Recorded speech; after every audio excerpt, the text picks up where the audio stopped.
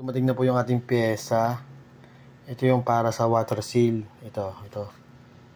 Yan, tingnan natin sa micro. Yan. Sobrang liit niyan. Mga maliliit na o-ring para maging waterproof itong ating relo. Ito, iwa-waterproof ko to.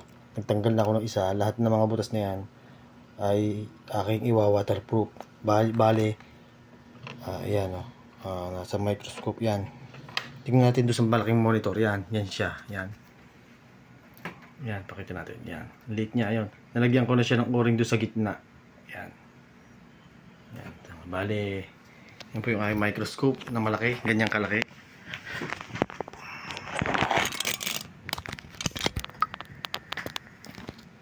Yan po. Bale, naka-ano tayo dyan.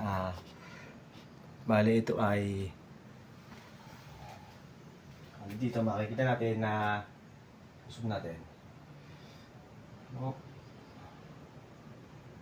Ayun, nasa dulo na. Nalagyan ko na siya ng o-ring doon sa dulo. Kasi okay pa naman yung isang o-ring nito. Kailangan meron siyang o-ring na isa pa para ang purpose niyan, pag itinaas ko, yan, sa microscope lang ang makakagawa niyan. Pag pumundot ako ng buto niya, na may goma siya sa gitna na sumisipit. Pagka pinipress ko yung yan, malinaw na. Yan. Ang tawag dyan ay water seal. Nasa dulo lang yan, yan may o-ring siya doon na sumisipit para hindi siya nalagyan ko na yan. Bali waterproof na yan. Magiging waterproof po yung ating parang diver's watch na ating modelo.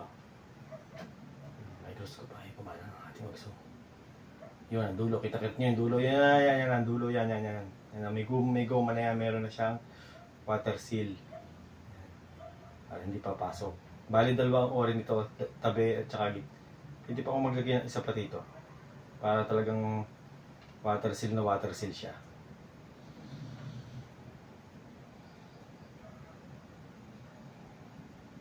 So, okay na. Yun lang. Muna.